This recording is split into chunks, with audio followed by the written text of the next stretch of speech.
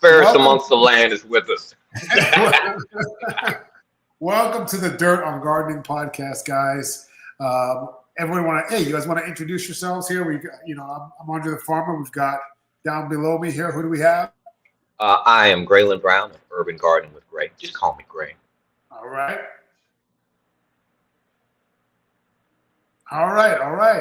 Now this is episode 22, I believe, right? Oh. Yeah, it's episode 22, and I know we're going to focus on science, but tell me, guys, what's going on in your lives? What's going on? What do you guys do this weekend? What's new? Well, I'll take it first. I'm gonna just jump in and I'm gonna double dutch. Look, I'm feeling left out because I wasn't with y'all last Monday, but I had to go get some dental work done. But we had a good weekend over here at the Brown house. The kids had their football game. My son plays flag football. He's 6 years old, and so most of the time he spends out on the field, he's like chasing a butterfly, but he's enjoying himself and having a good time. My 9-year-old daughter, she's a cheerleader, and she's learning all her cheers. So we had us a good weekend. Oh, let me see those. Can we see those teeth? You said you went to the dentist. Yeah, there we go. Great. Hey. Now, see, I felt a little bit like Tim Meadows there for a moment. Like, hey, have a nice coffee. Tim Meadows? Yeah, the ladies' man from Saturday Night Live. Oh, okay. We are here for the ladies' man. Derek this weekend. That's a very good question. I'm making sure people on YouTube can hear me. Derek this weekend went and trimmed some orchid wink flowers, and those beautiful orchids wink were so amazing. If I say the real name, sometimes I feel like social media comes after me, but they're beautiful beautiful plants that the people enjoy. They come from India. People sometimes smoke their orchids, wink. And I had a beautiful time at Pharmacy's Farm. The devil's lettuce indeed, right? That whack it out back here. So it was a beautiful time being out there at my friend Pharmacy's Farm, Green Heifer Farms. Be sure to check her out. What did you do, Andre? I'll tell you what. This was a very rare weekend when I did almost nothing. I worked on the garden. And by almost nothing, it's probably still a lot of things, because I did go over to a friend's house and do a mango tasting and a little tour of their garden. And then I did a video tour of another food forest. And this guy's got a regular sized backyard. He's like on 2/10 of an acre, and he has well over 100 fruit trees. It is a jungle in his backyard, and it is amazing. And you can see that on the YouTube page if you want to watch the whole video. Lord love my ask if they can ask a question. Of course you can ask a question. Questions are free. You can ask questions all the time. If you guys have a question, put them in the comments. I'll try to make a note of them, and we'll get to them as soon as we get a chance. I know today we want to talk about science and the science of gardening, the science of plants. And we can't have better people than a trained, educated botanist and a master gardener to talk about the science of plants. Now, Lauren asked about the air layer in 9B. I'm not sure if that's a question. They may want to know tips on air layering in 9B. Well, one, I think you can do that year round in 9B. I think you can air layer pretty much all year round in 9B. I'm in 10A, and I air layer all year round. Rhea, that's her name. Rhea. So, Rhea. And if you check out Andre's page, Rhea, he does so many tutorials on air layering, right? Tutorials for every day of the week. So you can go and check him out and be able to see what's up. And for the people who are asking about those orchids, remember, they were at a friend's place, so you would have to check out Farmer C. Farmer C, like the letter C, C-E-E. You would have to check out her page because she's had hers growing outdoors and in a hothouse, and they look stunning. I got pictures on my page. Now, another question was they want to know about those orchids. when do you harvest them? Because this person says theirs are pretty thick. Yeah, so like I said, I've not grown that crop, but I did go to do some trimming of flowers. It's a task I'll never do again. It's so much manual work, and I don't mind manual work, but I just didn't feel like I was doing a good job. So that was like, never again, Derek, we're not going to do this. But if you hit up Pharmacy or a friend of mine, Luna, they'll be able to tell you. For those of you who want to ask those questions, DM me and I can send you to the people because they know better than I. Now, Ma West asked a question. Corn, bean, squash, the three sisters. Is that a real thing or just here's? Yeah, I think this is right up their alley here. It is. Well, yes, it actually. I mean, it does work, and you have to take into consideration why it works, right? So there's a logic behind everything we do in the garden. I know with me specific, Andre and Derek, there's a method to the mayhem. So your beans, your legumes, the reason why you're using those beans for that three sisters method is because your beans are nitrogen fixers. So they can feed the nitrogen that the other two plants will need. Your corn, that's going to grow up vertically, right? So it's working against gravity. It's going to work up phototropically and going to grow up gravity. And your beans are going to climb up that. So your corn is giving your beans something to travel up. And your squash, that's your ground cover. So that's going to cover the ground and keep your soil nice and cool. They grow in like a symbiosis because they all are complementing one another. Now, I know we talk about companion planting a lot here, and this is the epitome of companion planting. One thing to understand, because I got into a very spirited debate with someone this weekend on companion planting. Companion planting is not the end-all be-all. You still will suffer from elemental issues, environmental issues. You will still suffer from pest issues. It will just be minimal. So don't think that, I got an aphid on my corn. This three sisters method companion planting, I'm gonna just throw the baby out with the bathwater. No, don't throw it all away. But it definitely will help you significantly. Now somebody is making some noise in their headphones. I'm not sure who it is, but there is some real roughness. Like, I don't know if we could all try individually muting and see if it goes away. Like, I'm gonna mute me first. It's not me. You cannot hear me. I'm talking. Can you hear me? All right, you mute for a second. I'm muted. Oh, I am already muted. You All right, can't so hear me at now all. I'm going to talk. I'm And pretty sure it's great. me. Okay. So I was going to say, Why don't you mute for a second? Let's see. mute for a second. Okay, hold on. Hey, Lord Jesus, it sure was him. I was hoping nobody else would notice, but I was like, Lord, this is all. I don't know what it is. It is you. I don't know. Is there like a wind tunnel in your room? Are you in a turbine? I don't know. It is. It's a fan. I forgot my fan is on. Let me turn my fan on. There we go. So see, this is where we're fixing the sound. And as we're fixing the sound, we can help you all fix the issues with your plants. So make sure you're commenting questions below, whether you're watching this now or in the future. Well, I'll tell you what. Speaking of fixing things, if you're using tools around your garden, you definitely need your Retain spray. That's a good one. This is going to make sure that all your tools last the full lifetime that they're supposed to. And it's going to make sure that they're sanitized and clean. So when you're doing those grafts and you're pruning those trees, you're not bringing diseases from one plant to another. You're not getting bacteria and fungal infections. Retain is all natural. You can get it on Walmart.com and also RetainSpray.com as well. Great stuff. And you can get it on Amazon.com because Amazon is amazing. That's how I pronounce it. So get it today. And Andre, you swear by this stuff, don't you? With all your grafting you do? Oh, seriously, yeah. I'll tell you what. When you're grafting, every little bit counts, and the slightest bit of infection can decrease your graft success rate from like 80% to 60%, and that makes a difference because it could be that one special graft that you really care about. And having clean tools is crazy important. Unless you want to walk around with a bottle of hydrogen peroxide by your side, that this is a great option, and it also lubricates your tools as well, and it's all natural. That's beautiful. Right. Retain, I got a quick question. Can I pick up this bottle in the Walmarts? Because if I can, that'll be great. Yeah, I'm asking in the Walmarts. Is it in there? Because they said the big bottle's only at the Walmarts. Can I pick it up and let me know? They gonna ask that question. We keep going. Okay. All right. So is my audio better now? Oh, you're much better. Much better. Yeah, guys, it's so funny because I forgot about the fan because I keep this room is climate controlled for all my plants. And I got the fan and it was pointing right into my Bluetooth. So yeah, that was all on me. My bad. All right. And apparently peroxide will rust your tools. So this it's is an oxidizer, so you have to be careful.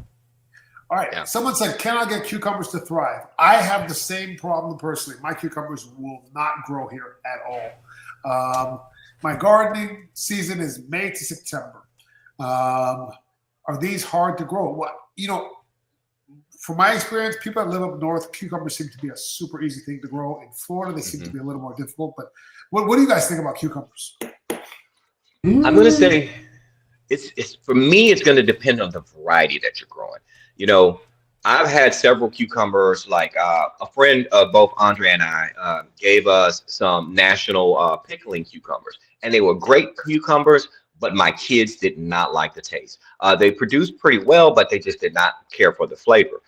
For me, the ones that I like the most that do the best are going to be the burpless cucumbers. Those I always get the most production out of them, and they make a pretty nice elongated cucumber, and they taste nice and fresh. So for me, it's more the variety than anything. And then, of course, your soil mixture. You really have to make sure you're locking in that moisture because cucumbers like to feed. They're thirsty. They're thirsty girls. So, make sure you lock in that moisture by maybe putting in some straw mulch on the top of your soil to lock in some of that moisture and keep those temperatures cooler. It depends on where you're growing them, though. Now, did they say where they were growing them at? Well, the season is from May to September, so I'm assuming that they're in the northern climate. Canada. Okay. Yeah, Canada. It's funny because I know Andre is our resident Canadian, but I actually have a friend that's from Canada as well. I want to say he's from Ontario, and his name is the Gen X Gardener. He's on YouTube. I don't think he's on Instagram. I'm going to give him a little bit of plug here because he is an awesome guy. Like, we instantly clicked soon as we met. We have never met face to face. Like me and Derek, we've talked all the time, but never met face to face. Gen X Gardener, he does a lot of things out there in Ontario. Check him out on YouTube. I believe he does grow cucumbers out there, and I think you should still be able to do it. Even though you have a shorter window, it can be done. Listen, my mom and cousins and aunts and stuff that don't garden at all, they basically will put a cucumber seed in the ground, and then in the fall they go and they just collect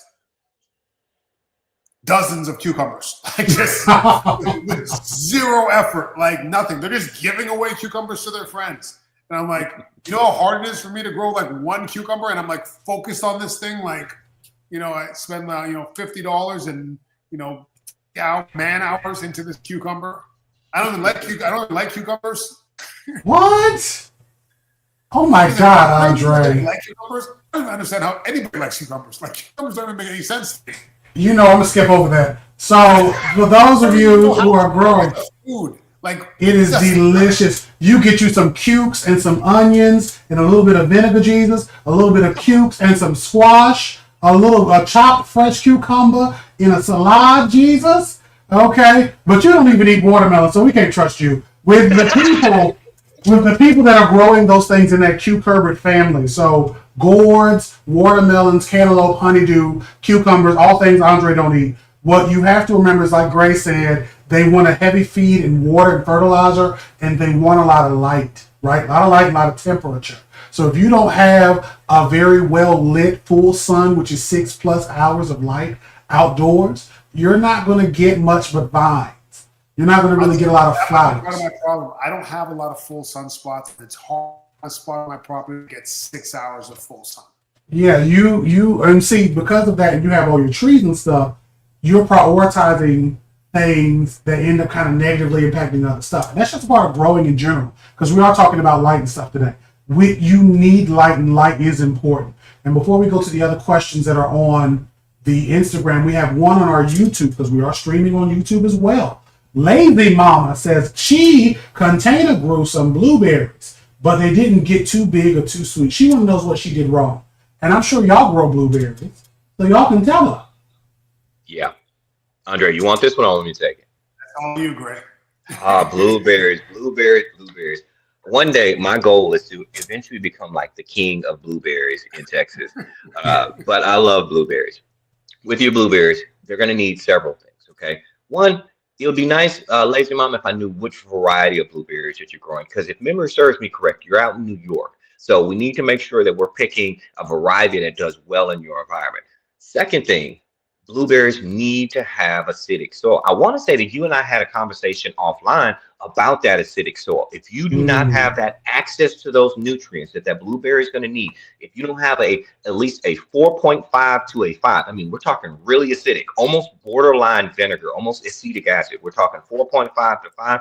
It will not work, and you will kill every single blueberry plant. How do I know? Because I have killed 10 blueberry plants until I eventually learned what I was doing wrong. I had some basic soil. I was a basic gardener at the time. So you need to have that pH level be correct for those blueberries. And then, but you said you got some berries, but they weren't big or sweet. Blueberries actually, depending on the variety, really depend heavily on cross pollination. So you gotta have multiple varieties of blueberries around. That's why I grow so many of them. I have six blueberry shrubs at the moment. Oh no, seven blueberries. I just bought a new one. I forgot about 7 blueberry shrubs, and of the 7, there are at least 3 different varieties. I have Premiers, Climax, Tiff Blues, all growing together because they need to have that cross pollination that's going to give you better berries and better yields on your berries. So if you have it in your budget to be able to at least get a second variety of blueberry, that might help your blueberry out too. Tell you what, I'm having some trouble with my blueberries. Like I got some blueberries here, and it's funny because when I first started growing blueberries, they grew very well. And the last couple of years, they've seemed like they've been struggling. And I just got some new blueberries, and I have them in pots. And I feel like and I've tried to acidify the soil, and every time I do, I acidify it and I measure it, and it's just not really becoming a much lower pH. And I think that I'm going to actually take them out, bare root them, wash off the roots, and just create my own soil, make my own soil mix that's acidic, and repot them completely, starting from scratch. And that is a great idea. Like Retain Spray mentions, you can get in the United States Spraying People soil testing for generally free. Not always, but in most cases free from your cooperative extension offices. If it's not free, it is relatively cheap, and it is access to legitimate information. So that's some good stuff to keep in mind. Yeah. And one more thing about the blueberries, Andre, that's a great idea because I'm glad you mentioned that. Trying to take a neutral soil and make it more acidic is almost like skating uphill because you're constantly fighting because soil naturally wants to go back to neutral. So if you take that soil, you take those blueberries out, clean them out, because blueberries root system is not very deep. It's really shallow. Mm-hmm. So take those blueberries out, clean it up, and then start with an already acidic soil. That will be your best bet going forward. We love to see it. And Lazy Mama does add in, she bought a pH meter. Lazy Mama, if you have any of us, because you're already talking to Gray, I want to talk to you about your pH meter. So DM me on the Instagram. Because I know about a thing about pHing and buffering out stuff. Because when something is difficult, like soil, it can be hella hard to get it to acidic. Especially like if you're, depending on how hard your water is and other things going on outdoors, it can be a hell of a time. So, cool beans. And so sometimes just creating your own soil, repotting your own soil. The gentleman that I did a tour of his garden this weekend. I know you're a big soil guy, Gray, and you're the chocolate botanist. So you guys will get this. So basically what he does is he repots every plant or tree that he gets with his own mix. And he creates what he calls a mineral mix, which is very light on organic matter and more dense in sand, like crushed granite and stone and all this stuff. And just a small amount of organic matter in it. And basically his thing is that these plants are planted in such dense organic matter that there's just like poor drainage. There's no oxygen down there. It gets compacted. And it's great temporarily for the plant, but long-term for the plant, he sees a lot of these plants in pots struggle. And he basically bare roots everything and puts them in his own mix. And when I was telling him, like in Mexico, there's almost no soil in the ground. It's all just rock and dust, basically, and trees and plants thrive in it. They grow really well in that stuff. So I don't know. I'm thinking about repotting a bunch of my stuff. I would love to see his mix. I have the mix. I'll post it. I'll post his mix. Yeah, and send me some pictures too, because I know you can post it for them. But I said me. They didn't ask. These other people didn't ask. I said I would love to see. But I know we got a lot of questions here. The people are really loving us today. So I don't think we're going to get to these topics at all because the people have a lot of questions. Hey, but that's what we're here for, though, right? Organic store blueberries? I don't know. I don't know what that meant. If you are saying that they don't taste flavorful, organic store blueberries in general are fruit is, I'm not going to say that because it's going to go down the wrong path. Keep going. Yes, going back to that soil though, I'm sorry, because you mentioned about soil, that's one of my loves right there. I agree with your friend, dude, because I said it a couple of weeks ago over at our online community, Better Gardener.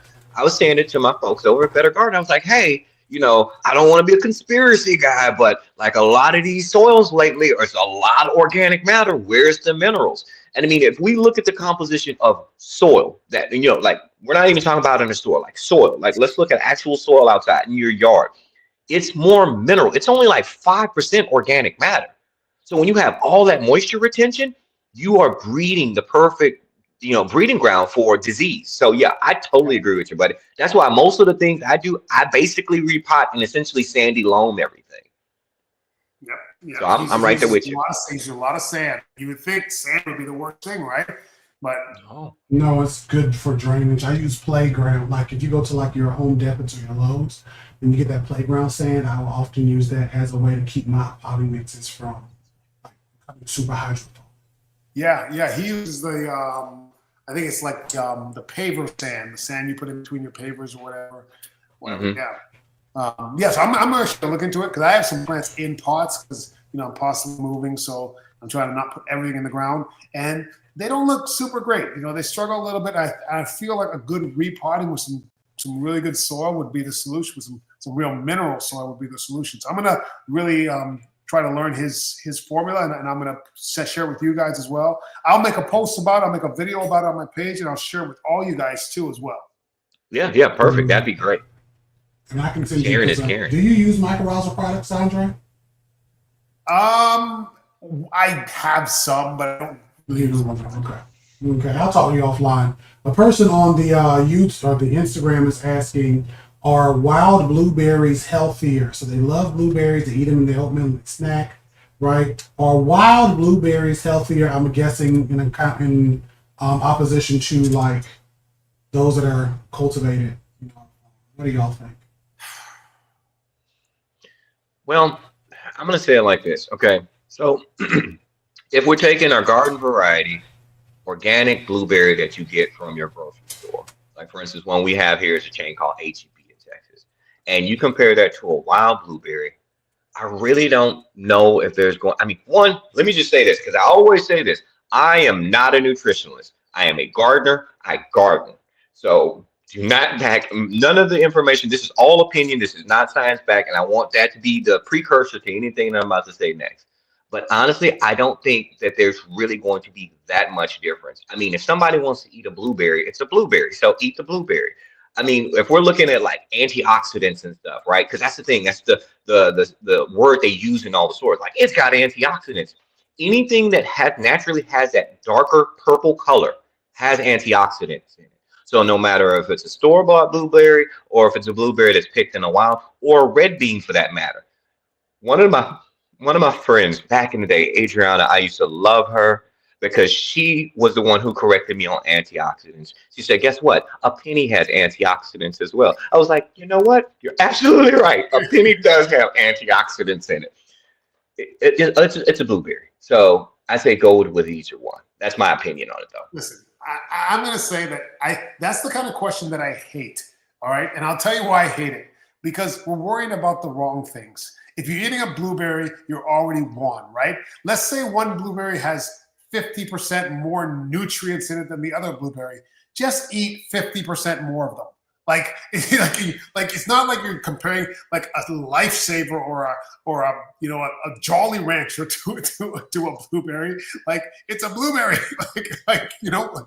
Why are you worrying about which blueberry has more nutrients for you?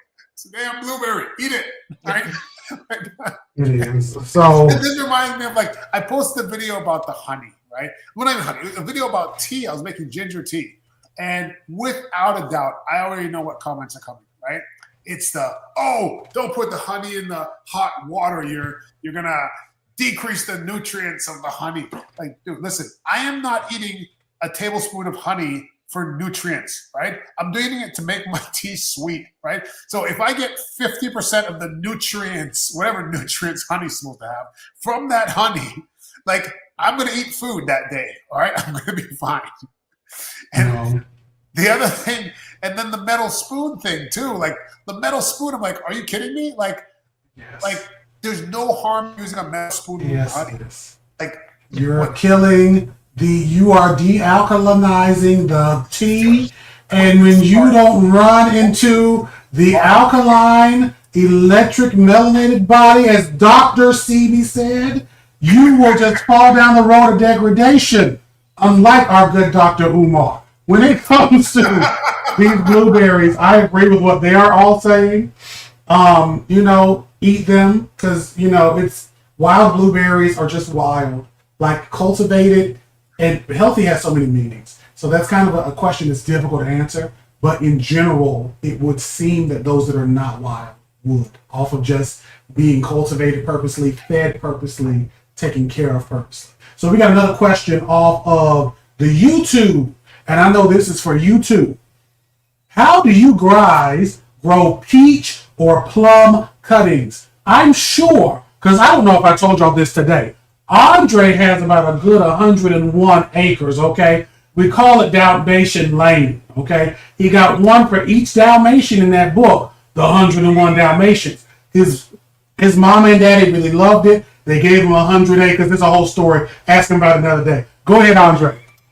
all right. Well, first of all, I have 101 acres minus 100, but He's being so humble. Peaches and plums do not grow from cuttings. Now, whenever I say that, someone will tell me about how they grew a peach tree from a cutting. It's kind of like mango trees. They don't grow from cuttings, but nature's funny. Like, there may be a miracle branch that grew from a cutting one time, but they're not plants that regularly grow from cuttings. That's not the way you propagate peaches or plums.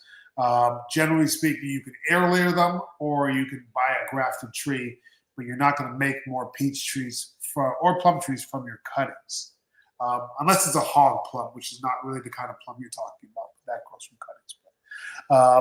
So you just get another tree. That's the way you do it. Now, there's another question here.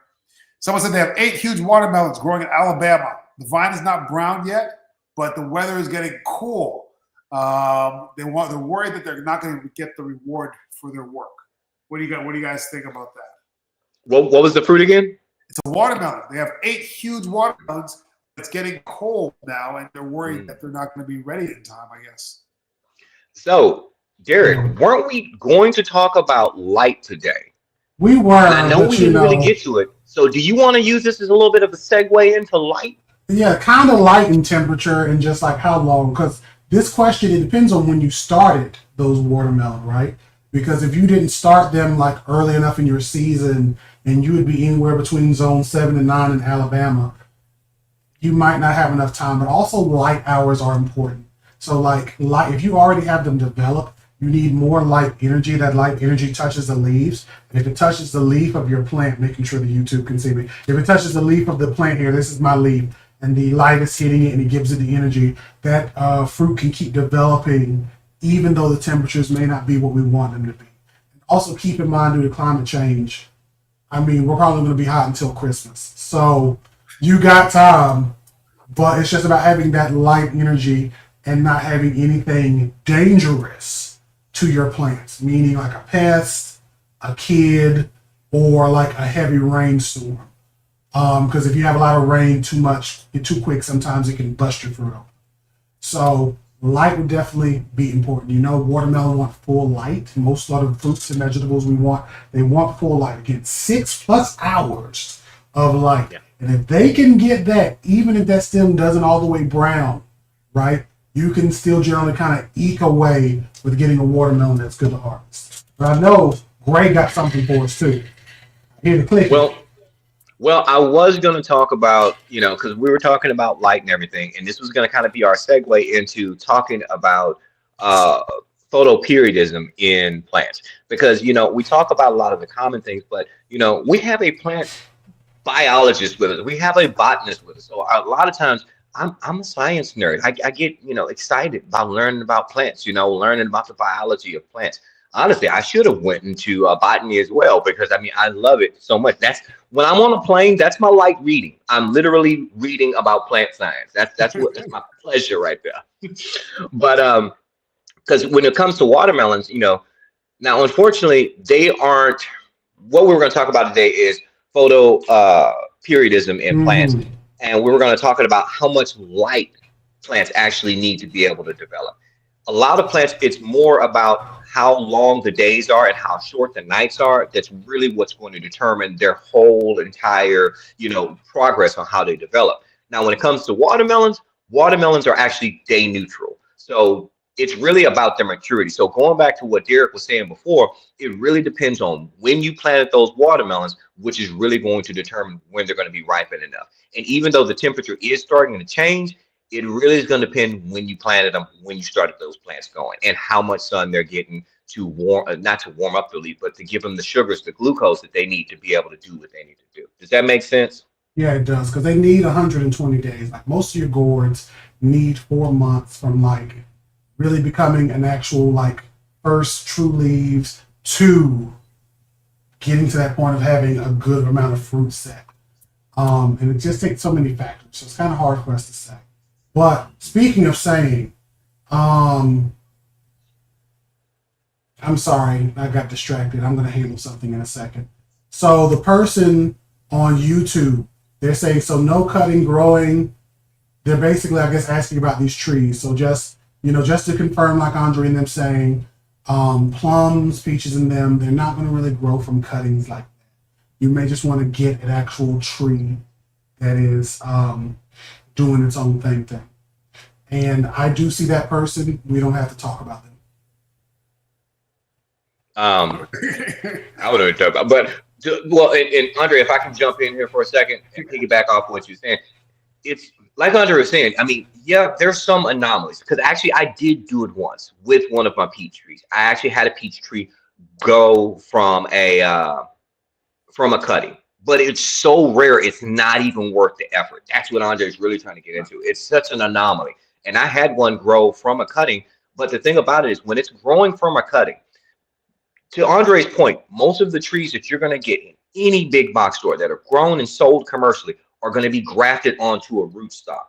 That rootstock is really what's going to give your plant its real health benefits. And benefits for the plant itself. So it's going to give it its disease resistance, its ability to grow in different types of soils and so forth. So if you're taking a cutting, you're only taking that part that's fruiting. That's going to be different than a rootstock. So even if you do get it to root, it's problematic because that, let's say it's a Georgia peach, right? That Georgia peach that's growing up on the top of that, is it going to be able to survive in that Houston soil that you have? Because Houston soil and Georgia soil is going to be two different types of soils. So that's really why you want that grafted one, because it's going to have that whole picture. It's going to have the rootstock and it's going to have that root, that grafted on point that's going to give you that desirable fruit. Right. Does that make sense? Right, because I think that if I took 10 cuttings from your peach tree and I treated them like my life depended on it, I could probably get one of them to root. I'd probably get lucky enough that one of them would root, but it's really not a great way to try to propagate that. Now, things like mulberries, yeah, they'll go from cuttings very easily. Figs, yeah, great from cuttings. But most of the woody trees, you're going to need to air layer or get a grafted tree. Yeah. Now, someone had a question here about seed banks, but a different kind of seed bank. It's something I've never heard of. We're going to read this question here. Have you guys ever heard of the term seed bank applied to weed seeds laid in your plot? The idea being that if you disturb the soil and say sow some lettuce, some fall lettuce, the weeds can spring up and dominate instead. So in some of my plant biology, ecology, bioecology classes, you've talked about that. And in a certain amount of soil, there is some amount of wildflower seed. We say weed, but really it's wildflowers that are out there growing, doing their own thing before we decide to terraform the land and turn it into something that it's not. So that's kind of where that old adage comes from, is like 1 year seed, another 7 years weed, right? That's kind of, if you heard that from your gardening, peoples, that's kind of where that comes from. This is also where we started to use and utilize weed and feed and these pre-emergent herbicides that will literally stop seeds from germinating of these weeds, so you can kind of be able to fight back. In general, I've used those in landscaping for others. I've not really used them for myself heavily, but it's a thing that happens and it's just a part of nature. And sometimes, for me at least, I just like to see what comes up because I'm cool and quirky. Someone had a question about avocado leaves as tea, and yes, pretty much all of your fruit tree leaves you can make tea with. I've made tea with avocado leaves. I've made tea with pretty much every fruit tree that I have, and to me they all taste very similar. Cinnamon leaves actually taste a little different to me. The allspice leaves taste a little bit different, but most of the leaves, mango leaves, all of them pretty much just taste like, they kind of just taste like tea to me, but they all have their own specific benefits and things that they help with. The word benefit triggered something in me because I think it would benefit all of you. Make sure you get you some Andres pepper sauce. When it comes to getting this pepper sauce right, it is effing delicious. Excuse my French, but that was English. When it comes to this pepper sauce, you can get it in the hot, okay? And for those of you like, I don't want my mouth to be burning, get it in the sweet. Sweet is delicious. I put this stuff on everything. So when you get this, you can get this from theandrethefarmer.com, right? You go there, you purchase it. It's made by him. All natural ingredients, fresh stuff, honey, pineapple, onions, Carolina Reapers. He put all types of good stuff in here. And it's going to make your food taste even better than it is. Get you some of this today. Turns good food great. Good food even greater. So yes, we got a question up here. Lisa, I know you're asking about these because she's asking the questions about this here, these trees and stuff and air layering. Lisa, here's what I want you to do. When it comes to these questions, it'll be easier if I talk to you one-on-one. I want you to hit me up on my Instagram because I know you are like, I'm just trying to grow my fruit orchard. I see it in you. I see a vision. Let me answer Lisa's question a little bit here, okay? Okay, go ahead. That's a really good point. For the most part, not much is different. When you air layer, all it's going to do is give you a better chances of success tree. However, you have the same problem with not having a rootstock. So you've got the same issue, but you're going to start with solid roots from the beginning. And a lot of times, you don't know if that particular tree is a reasonable rootstock or a very poor rootstock, but you'll at least have a tree. But you will still run into the same problems of possibly not as disease resistant, not as cold resistant, not as adapted to your particular region. But if you're doing it to just have a tree for yourself, sure. The problem I have is when people air layer and then sell the trees, because if you're buying a tree, you might as well spend that money on a grafted tree. You're going to get a stronger tree. As a gift, an air layer tree is great. But if you're paying for it, man, you got mosquitoes? Gnats, I've been killing them. It's a very long story. I'll talk about it next week. Well, I'll tell you what. I've got something for that. Sonia's bug spray. Lord, look at you, admin. Sonia's bug spray. Tell us about that, please. Bugs. Sonia's bug spray is, I don't even want to call it a bug spray because it's not really like a bug spray. It's more like a lotion that keeps bugs off you. You can put this on and you will not feel sticky. You'll feel like you just put lotion. It smells amazing. I've even heard of people using it almost like a cologne where they'll put it on before they go out just because it makes it smell like lemongrass. It's all natural. You get it on sonyasbugspray.com. You get it on the Amazon, on the TikTok shop as well. And it's amazing stuff. Sonyasbugspray.com. And speaking of smelling good, because I know Gray was about to talk about this, but I want to talk about this project here. This is Thrive. Thrive here. I went to my mailbox. They sent me some.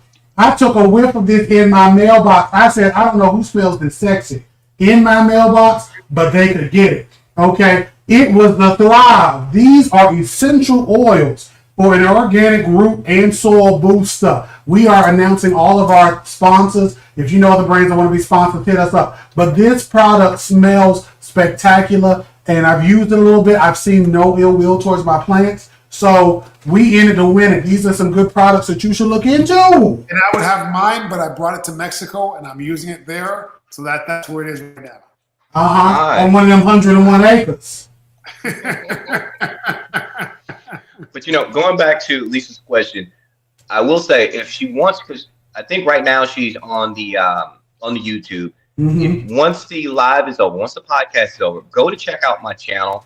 I actually do have a video explaining air layering, but the air layering that you may see on my channel, because I think she's on my YouTube right now, is a trifoliate orange. It's already a rootstock. The trifoliate orange is a plant that they use to graft other citrus on. So the reason why you might have seen that air layering video on my channel is because that plant is already a rootstock. Like, I'm not going to be able to eat any of those oranges from that tree. It's going to be a very, very bitter orange. So I'm air layering that so that I can make more rootstock to graft more of my better tasting oranges like my blood orange and my page mandarin onto it. So I just want to make sure we understand. So, because that's where she might have seen it. So just want to clarify that. So Heart Rooted said, how can I tell if my rootstock is disease resistant? Well, you can't really tell just by looking at it. You have to know where it came from and what the qualities of that particular, seedling are. Because that's what a rootstock is. It's ultimately a seedling. Yeah. And I mean, I know that some nurseries will tell you exactly what rootstock is on the plant, and then some don't. I don't think there's anything specific that says that they have to. Like, there's a citrus farm that I use out in Hartwell, Texas, that I get some of their citrus, and they will tell you exactly what rootstock it is grafted onto. But I don't think they're obligated to do that. Yeah, I don't think they are, because they just may tell you it's grafted. They don't have to tell you that specific one.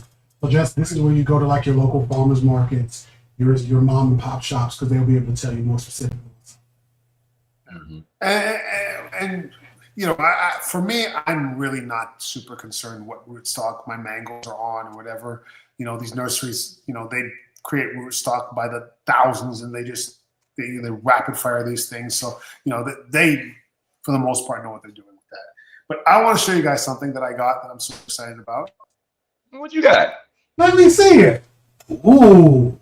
This is the Monstera deliciosa fruit. I have never tried one. At this stage, it is nearly toxic. You do not want to eat it. But when these little hexagons start to peel off, that's when it's ripe. And this is supposed to taste like a cross between a banana and a mango.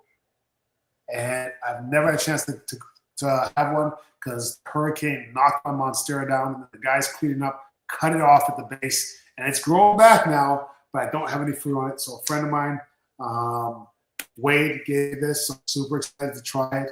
I'm going to post some videos about it, but I'm really excited about this. I put it in a brown paper bag and let this mature. That's great. Is that my buddy Wade in Florida? What's Wade's last name? I just hit something. No, we got you. Is that am I still on the YouTube? Yeah, you are still on. Yeah, you're still on YouTube. My buddy, what's Wade's last name? Is this my buddy Wade? Wade, I don't know Wade's last name. He's in Orlando area. Okay. I think you're talking about Wade Lee. Wade Lee, yes. Yeah. Yeah, we all friends with Wade. Wait, I don't know if this is Wade Lee. He has a podcast? No. Okay, never mind. I was about to say, my buddy Wayne. I was excited. I was like, oh. Okay, enough of that. The people I did what Andre usually does to me. Enough of that. I have 3 lemon trees. I have a lemon tree 3 years now. I got from Lowe's. Looks healthy, but it still hasn't bared lemons. How long should it take? I'm sure both of y'all got lemon trees. How long should it take? Honestly, anywhere, depending on the size of the maturity of the tree, 2 to 5 years. There we go. What about you, Andre? What say you? Well, if it's a grafted tree already that you bought from Lowe's, a lot of times they are fruiting already. Sometimes they're fruiting in the store. So I don't know how big the tree is that you bought. I don't know how big it is, but I have a lemon tree in Mexico and it is not fruiting at all. And what I've done is I've grafted fruiting tree onto it, and sometimes just having one branch from a fruiting tree can stimulate the whole tree to fruit. That's one thing you can try. Also, rusty nail through the trunk create a trauma response. True. And then plus you got to look at those elemental factors as well. Are you giving it enough sunlight? Are you getting enough water? Are you fertilizing, following the fertilizing schedule? Because with citrus, they depend on that sun. If you're not getting at least 8 hours of direct sunlight, they will not blossom for you. Yeah, sun is tremendously important for those citrus. Someone asked about air layering a persimmon tree. His neighbor has a big persimmon tree.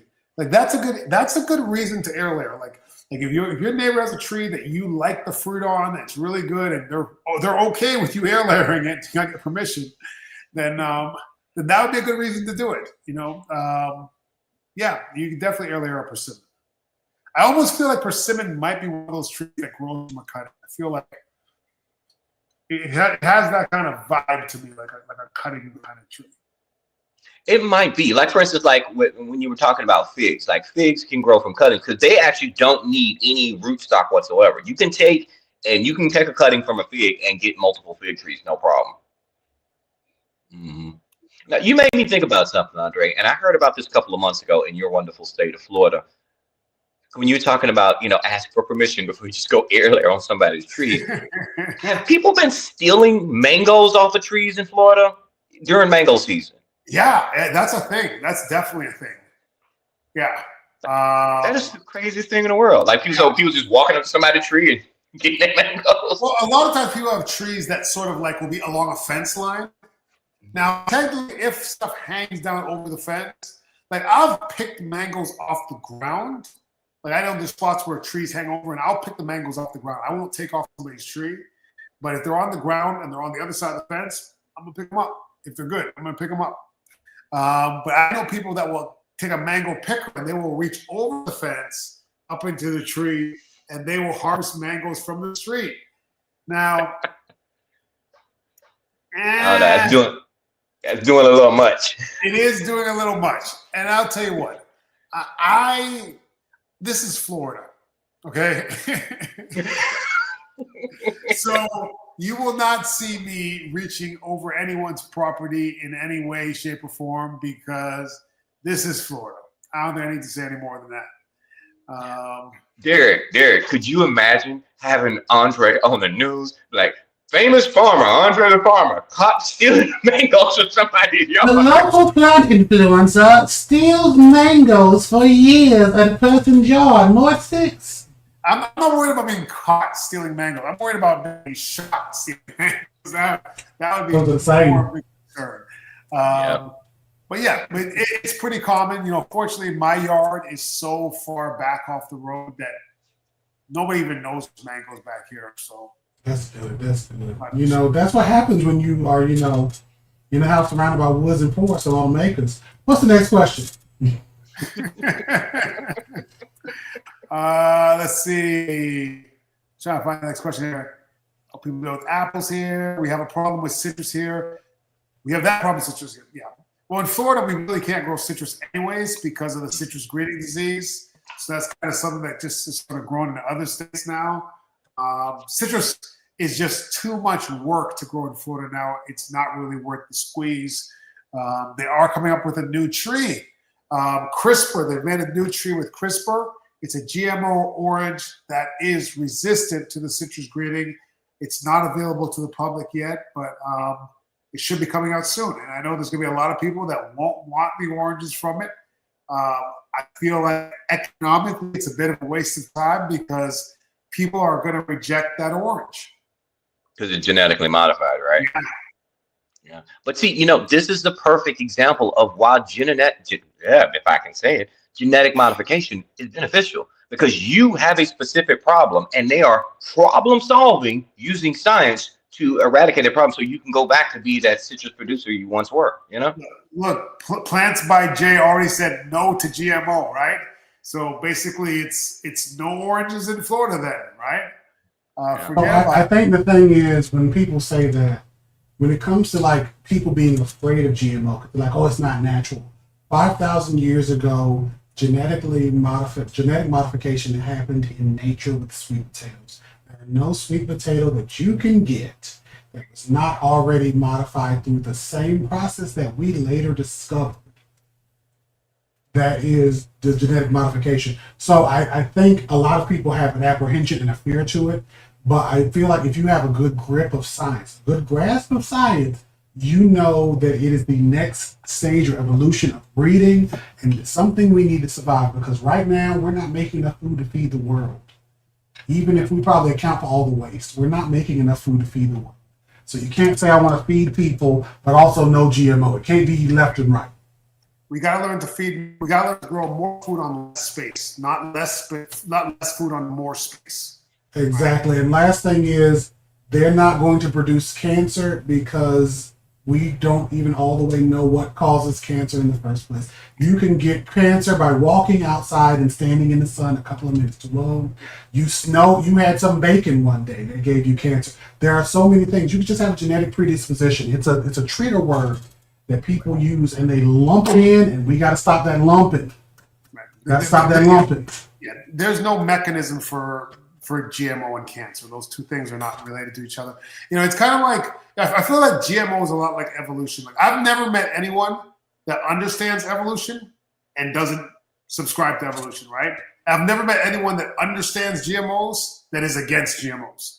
Like, it's always out of not understanding and just fearing the thing.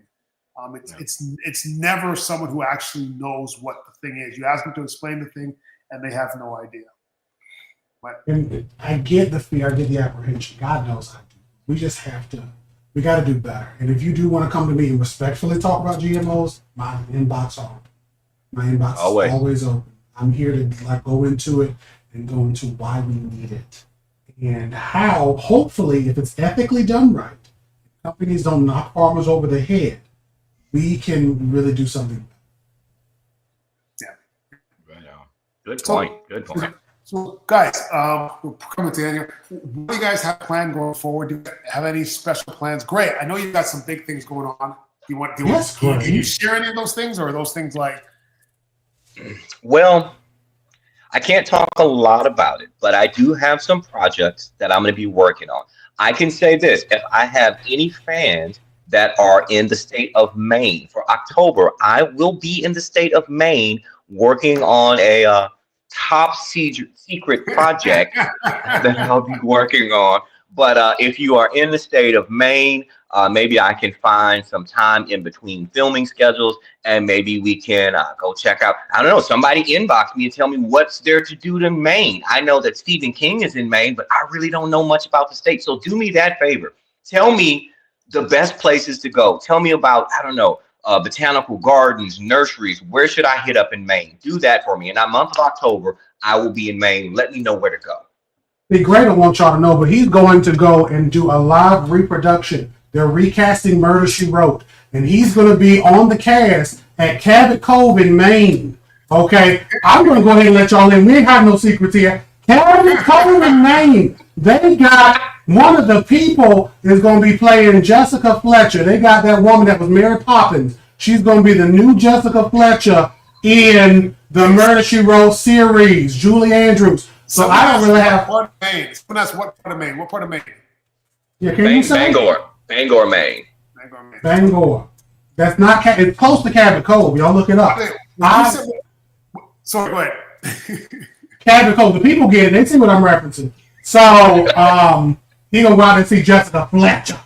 Anywho, I don't really have much going on this week. I'm gonna be doing some plant stuff. I may go live later this week. I don't know. We'll see. I ain't really been feeling it.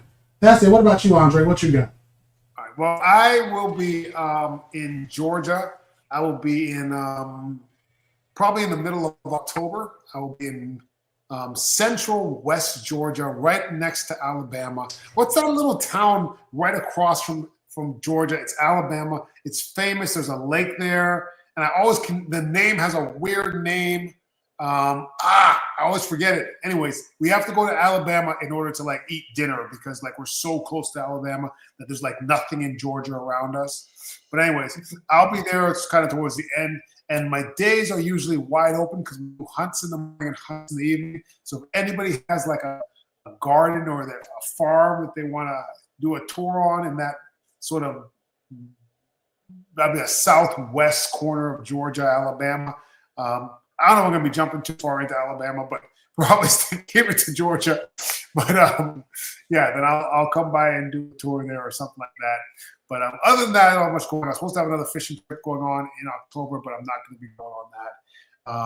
Yeah, and that's about it. But Nice. Let's see. Any other questions, guys? If you guys have any questions, feel free to ask them. We got like 3 minutes left before the show's over. Any questions, feel free to ask.